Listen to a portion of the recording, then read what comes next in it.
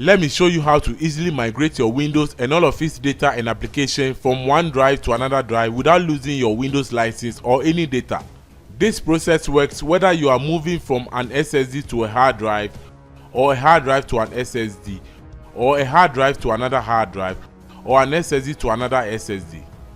First of all, before we begin, come to this website and download this mini partition wizard software and install it on your computer.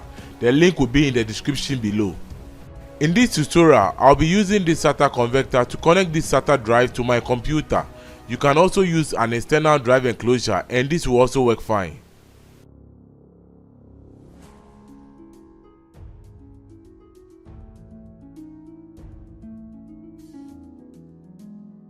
From there, I'll connect it to my computer.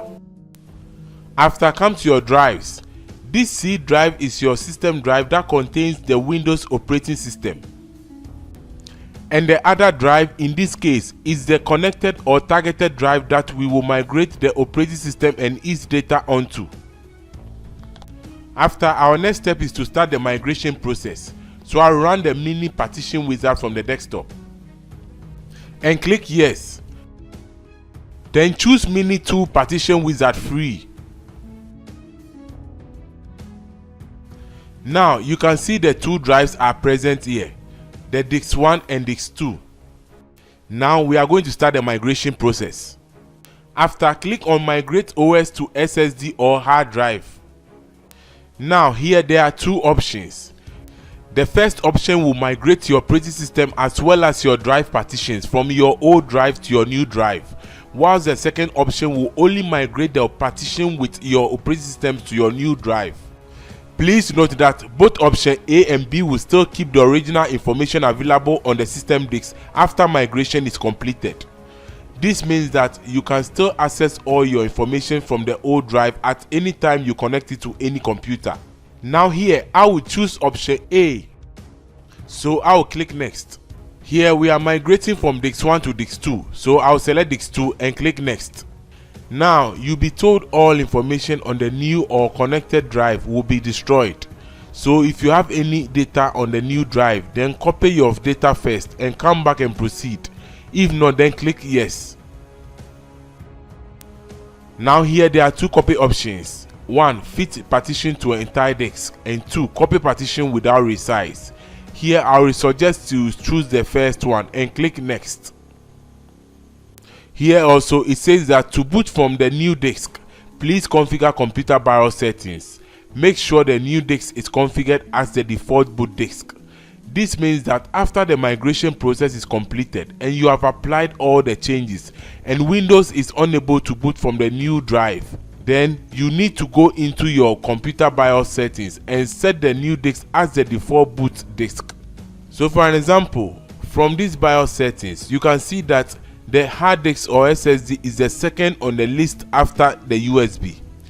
You just have to ensure that at the boot order or boot sequence or boot priority, you set your hard drive or SSD as the first or second boot device on the list. This is the easiest way to solve boot problems. After, click finish. Then after everything, we click on apply to effect the changes. And when you get this prompt, then please kindly close any other running applications and click on yes. After, wait patiently for the process to complete.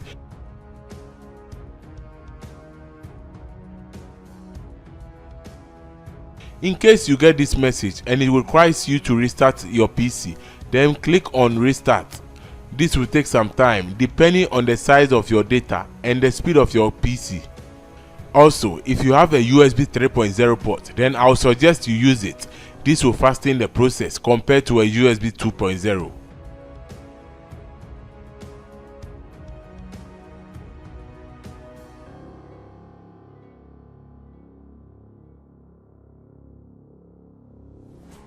Now the Windows migrating process is completed, so I need to replace the new SSD of 480GB with a mechanical hard drive.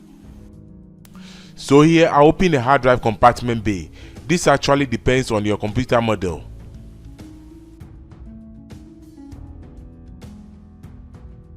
From there, I'll just replace the hard drive with the SSD we successfully transferred our operating system and data onto.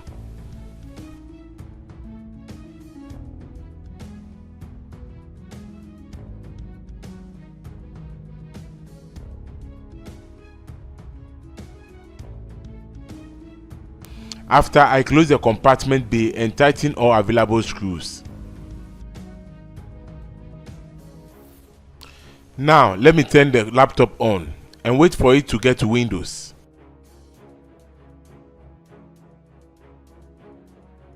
As you can see, all the informations are present. Now let me check my license. As you can see, Windows is also activated.